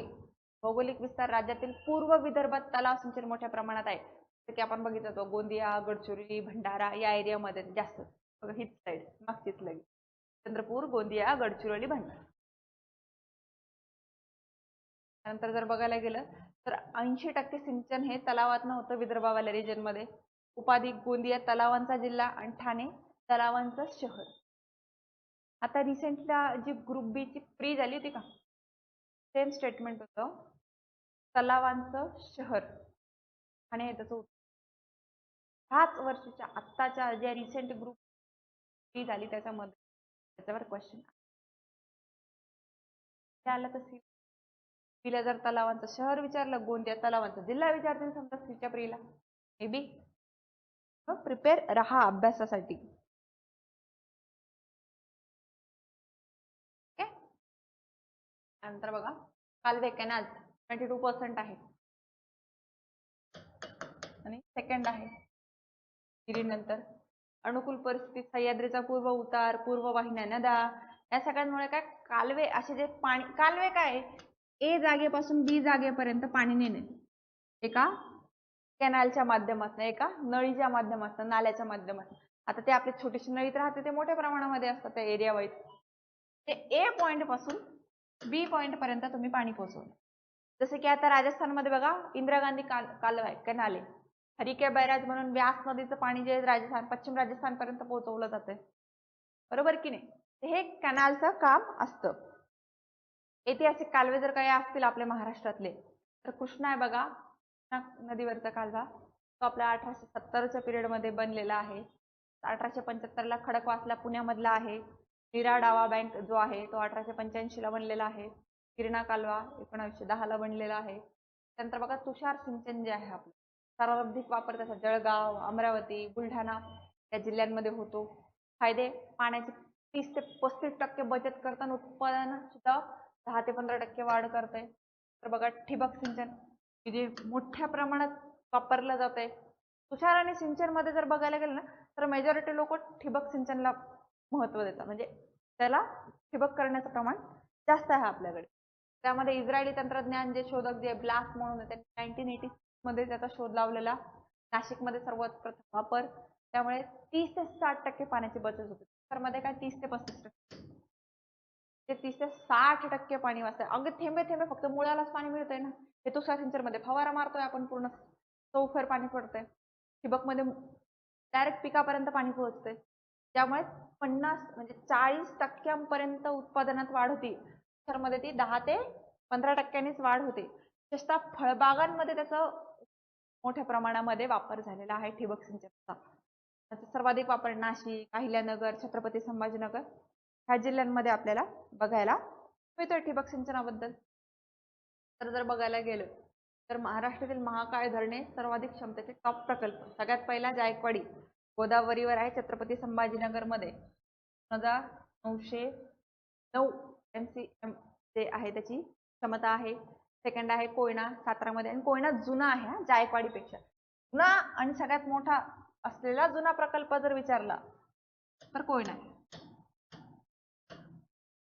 क्षमता आपल्याला 2797 बघायला मिळते. त्याच्यात उजनी धरण जे आहे भीमा नदीवरचं सोलापूरचं तिथे 1517 MCM पर्यंत क्षमता आहे. इसापूर हिंगोली पैनगंगा नदीवर आहे 1256. त्याच्यानंतर आहे तोटलाडो नागपूर पेंच नदीवर आहे तो 1241. आता सूर्या कवदास 10 जो सगळ्यात छोटा आहे पालघरमध्ये, आणि पालखेड नाशिक कादवा दारणा आणि कादवा जे आहेत बघा गोदावरीवर बघतो आपण ते. आता याच्यावर जर तुम्हाला सिक्वेन्स लावण्याची वेळ आली समजा, सर्वाधिक क्षमता,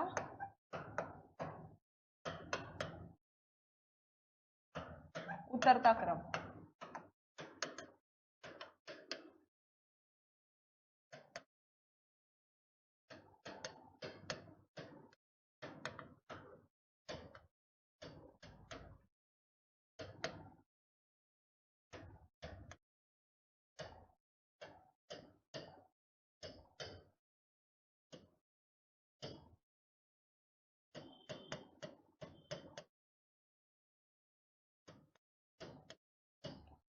उतरता क्रम लावायचा आहे आपल्याला.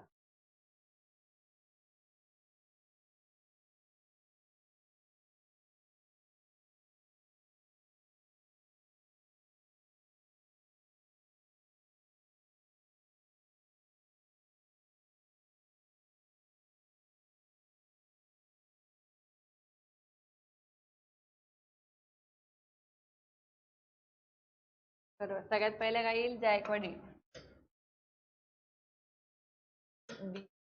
त्यानंतर आहे कोयना, त्याच्यानंतर आहे तोटलाडो. जायकवाडी कशावर आहे गोदावरी नदीवर, कोयना कशावर आहे कोयना नदीवर, उजनी कशावर आहे भीमा नदीवर, तोतलाडो कशावर आहे नागपूर पेंच गोदावरीच्या उपनदीवर आहे.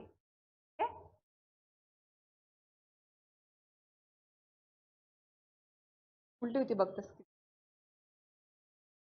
तर बघा प्रादेशिक पुणे विभागामध्ये जर बघायला गेलं तर भाटघर सर्वाधिक क्षमता असलेलं नदी वेळवंडी नदीवर आहे. वेळवंडी कोणाची उपनदी आहे का? तर बघा टिंबे सर्वात लहान, माणिकडोह, तानाजी सागर, पवना कुठे पुणे विभाग, खडकवासला सर्वात जुने 1880 मध्ये मुठा नदीवर. त्याच्यानंतर सातारामध्ये बघा भूम आहे कृष्णा नदीवर, कन्हेर आहे पेन्ना नदीवर, राधानगरी भोगावती ज्याला आपण अगदी शाहू महाराजांपासून बघतो भाग्यरेषा म्हणतो आपण राधानगरीला महाराष्ट्राची.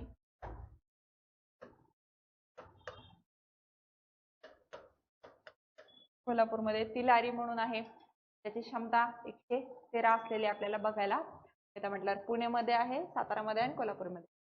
पुणे विभागामध्ये ह्या 3 जिल्ह्यामध्ये आपल्याला असे प्रोजेक्ट मोठ्या प्रमाणात असलेले बघायला मिळतात. त्यानंतर बघा नाशिक विभाग आणि छत्रपती संभाजीनगर. नाशिकमध्ये गिरणा सर्वात मोठे आहे. त्याच्यानंतर जर बघायला गेला तर आपल्याला इथे तणकापूर म्हणून आहे. 1910 मध्ये इथून गिरणा कालवा काढला गेला. गंगापूर गोदावरीवर आहे आणि इतर पालखेड जे सर्वात लहान आहे आणि ओझरखेड. छत्रपती संभाजीनगर मराठवाड्यामध्ये जायकवाडी सगळ्यात मोठं, महाराष्ट्रातीलच सर्वात मोठं आहे गोदावरीवरचं. येलदरी परभणी पूर्णा नदीवरचं. माजलगाव बीडमध्ये सिंदफणा बिंदुसरा नद्यांच्या ह्याच्यावर आणि मांजरा सर्वात लहान बीडमध्येच आहे. बीडमध्ये 2 आहे, माजलगाव आणि मांजरा 2. त्यानंतर बघा विदर्भ वलय. अमरावतीमध्ये, यवतमाळमध्ये अरुणावती आहे, बेंबळा आहे. बुलढाणामध्ये नळगंगा आहे. नागपूरमध्ये तोतलाडोह, पेंच, रामटेक. वर्धामध्ये बोर, गोंदिया, इटियाडोह. चंद्रपूरमध्ये इरई, असोला मेंढा हे बघायला मिळतात. आणि राष्ट्रीय प्रकल्प गोसीखुर्दमध्ये बघा इंदिरासागर नावे, पवनी तालुका भंडारा जिल्ह्यामध्ये. त्याचा फायदा नागपूर, भंडारा, चंद्रपूर ह्या 3 जिल्ह्यांना मोठ्या प्रमाणात होता. आणि एक राष्ट्रीय प्रकल्प आहे की जो जलसिंचनाचं काम करतो गोसीखुर्द म्हणून. इंदिरासागर त्याचं नाव आहे. सगळ्यात मोठ्या जायकवाडीचं काय नाव आहे? नाथ सागर.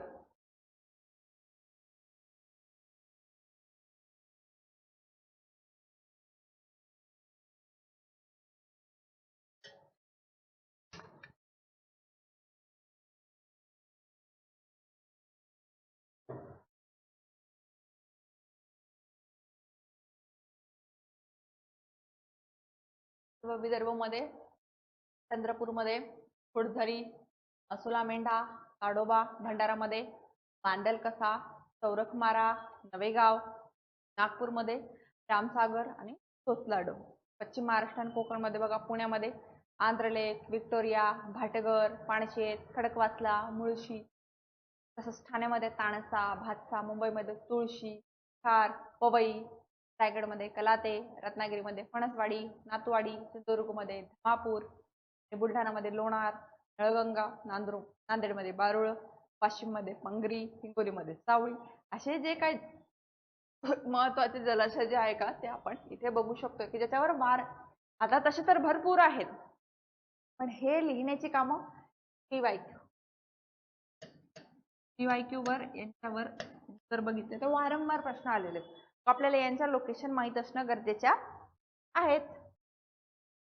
त्यानंतर जर बघायला गेलं पुण्यामध्ये जर जलसिंचन योजना जर बघायला गेली तर वरसगाव, पाणशेत, वीर, देवघर ही आहेत.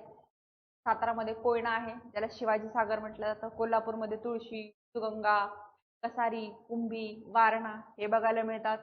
आता डाटा आहे म्हणून वाचून दाखवते. याच्यात आता काय डिस्कस करणार आपण? हा डाटा लक्षात ठेवावाच लागेल परीक्षेच्या. सोलापूरमध्ये उजनी आहे, नाशिकमध्ये ओझरखेड, पुणेगाव, पालगेड, अहिल्यानगरमध्ये कुकडी, भंडारदरा. ओझर भंडारदरा आता फेमसच आहे. आपले काजव्यांच्या फेस्टिवलसाठी आपण खूप सारे ट्रेकिंग कॅम्प्स तिथे बघतो. जळगावमध्ये वाघूर, दहिगाव, जामदा. नांदेडमध्ये मन्याड आणि पुरी. धाराशिवमध्ये वांजरा. बुलढाणामध्ये हातनूर, नळगंगा. अमरावतीमध्ये तापी, शहाणूर. यवतमाळमध्ये पैनगंगा, अरुणावती. ठाणेमध्ये भातसा, ताणसा, मोडकसागर. गडचिरोलीमध्ये तुलतुली आहे. धुळेमध्ये आणेर आहे. रत्नागिरीमध्ये फणसवाडी आहे. सिंधुदुर्ग धामापूर आहेत. या जलसिंचन योजना आपल्याला पाठच करावे लागतील का? कारण की PYQचा अंदाज घेता जोड्या लावायला येऊ शकता. अयोग्य जोडी, योग्य जोडी काय पाहायला आले तर त्यामुळे पाठ करा. तर जर बघायला गेलं प्रकल्प आणि त्याचं नाव बघा. सगळ्यात पहिले जर बघायला गेलं तर वरसगाव जे आहे त्याला काय म्हणतो आपण? शहाजी सागर. बरोबर. तसंच आपण जर बघायला गेलं तर जायकवाडीला काय म्हणतो आपण? नाथसागर म्हणतो. बरोबर. त्याच्यानंतर जर बघायला गेलं तर पाणशेत, माणिकडोह, हातनूर, कोयना, भाटघर, विष्णुपुरी, उजनी, अप्पर वर्धा जे आहेत. वीर बाजी पालकर असेल, नाथसागर असेल. बरोबर की नाही? त्यानंतर तांसा सागर, शहाजी सागर, मुक्ताई सागर, शिवसागर, येसाजी कंक, शंकर सागर, यशवंत सागर, नल दमयंती सागर. हे वेगवेगळे नावं असतात. हे आपल्याला जोड्या लावता आल्या पाहिजे. इथे ह्या आपण मिक्स केल्यात. बरोबर की नाही? ह्या जोड्या आपल्याला लावता आल्या पाहिजे की कोणता सागर कुठे आहे. तुम्ही ग्रुप सी घ्या, ग्रुप बी घ्या, MPSC ची कोणतीही परीक्षा घ्या, फक्त RTO म्हणूनच नाही. त्यासाठी तुम्हाला हा डाटा कामाचा आहे की जलाशय त्याचं नाव काय, कोणत्या नदीवर आहे, कोणत्या एरियात आहे. शक्यता नाकारूच शकत नाही. प्रीला नाही आला तर मेन्सला तर येतील. त्यामुळे हे लक्षात घ्या. त्यानंतर जर बघायला गेलं तर प्रशासन आणि इतिहास जर बघायला गेलं पाटबंधारे विभागाचा, तर कधी स्थापना आहे त्याची? कृष्णा पाटबंधारे विभाग मुख्यालय कुठे आहे? पुण्यामध्ये. 1969 ला स्थापना. 1996 ला. 1997 ला विदर्भ महामंडळ नागपूरमध्ये, तापी महामंडळ जळगावमध्ये, कारण की तापी 3च जिल्ह्यातून जाते ना आपली, जळगाव, धुळे आणि नंदुरबार. कोकण महामंडळ ठाण्यामध्ये बघायला मिळते. गोदावरी मराठवाडा छत्रपती संभाजीनगर नगरमध्ये त्याचं पाटबंधाऱ्याचं मुख्यालय. कधी? 1998 मध्ये त्याची इस्टॅब्लिशमेंट आहे. त्यानंतर 2 आयोग आहे बघा याच्यासाठी. बर्वे आयोग आहे 1960 चा आणि माधवराव चितळे आयोग आहे तो सिंचनासाठी व्यवस्था करत आहोत. पहिला सिंचन आयोग आहे आपला बर्वे आयोग आणि दुसरा आहे आपला माधवराव चितळे आयोग. तो सिंचन घोटाळ्याची चौकशी करण्यासाठी स्थापन करण्यात आलेला होता. आणि हा जो आहे का सिंचन व्यवस्था किती आहे बर्वे आयोग पहिले की ते रिव्ह्यू करण्यासाठी स्थापन करण्यात आलेला होता. काही डाऊट्स तुमचे कोणाचे? कारण की अशा रीतीने आपले हे आजचा जो डाटा आहे लेक्चरचा तो इथला संपलेला आहे. त्याच्यामध्ये आपण इरिगेशनच्या बघितलं. नंतर जर बघायला गेलं तर कृषी पशुधन याच्याबद्दल चर्चा केलेली आहे परीक्षेच्या दृष्टीने.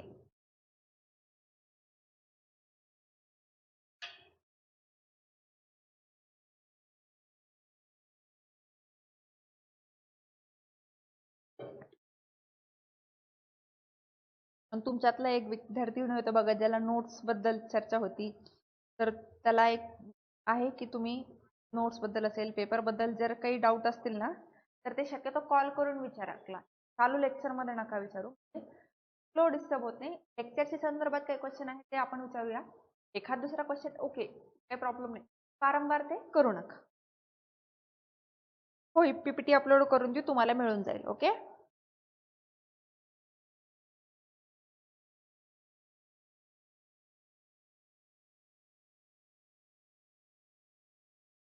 जुन्या पण मिळाले असतील. नसेल मिळाले तर मी टीमला एकदा बोलते मला अपलोड करून देतील.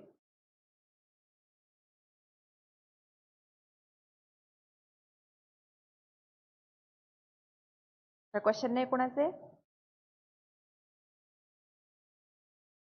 हो फळ आणि क्रांती ना की कोणते पीक आणि कोणती क्रांती झाली. बरोबर बरोबर हा पॉइंट मिस झाला कडे. चला त्याबद्दल डिस्कस करायचं का? एक असं लिस्ट बनवायची का त्याची की कोणती क्रांती आहे कशाशी संबंधित आहे? चालेल तुम्हाला? एक हँड रिटन तुम्ही पण लिहा मी पण लिहिते. आपण सोबत सोबत लिहूया.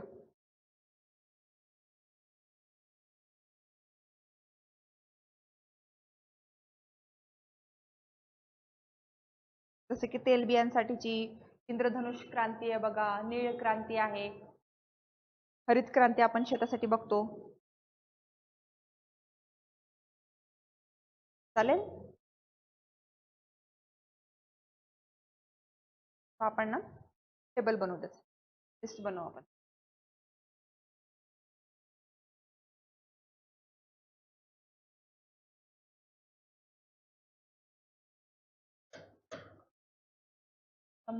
पीक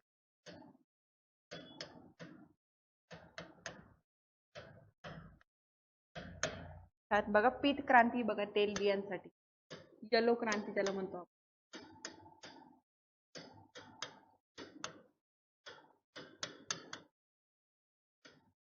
त्याच्यासाठी बघतो. त्याच्यानंतर इंद्रधनुष क्रांती बघा,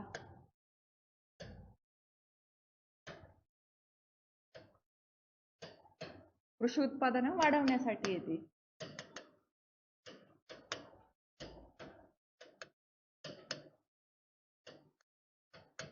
त्याच्यानंतर जर बघायला गेलं तर श्वेत क्रांती, दुग्ध क्रांती, जे धवल क्रांती ज्याला म्हणतो आपण.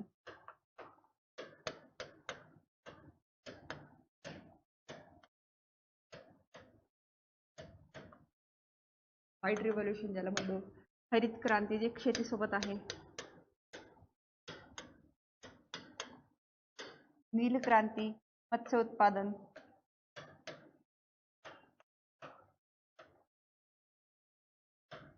त्यानंतर जर बघायला गेलं तर तंतू क्रांती जी आहे आपली ती आहे सोनेरी तंतू आहे बघा, गोल्डन सोनेरी तंतू तागासाठी आहे हा, आणि तंतू कापसासाठी आहे. त्याच्यानंतर जर बघायला गेलं तर लाल क्रांती टोमॅटोसाठी.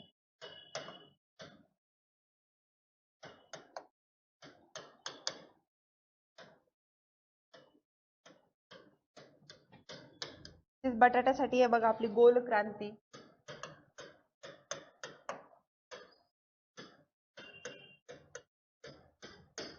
त्यानंतर जर बघायला गेलं तर आपली गुलाबी क्रांती. आता गुलाबी क्रांती ना दोन गोष्टीसाठी, कांदा आणि झिंगे.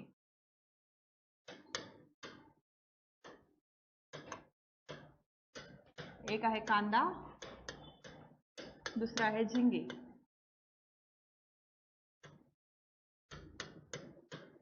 अशा ह्या वेगवेगळ्या क्रांती आहेत की ज्याच्यावर आपल्याला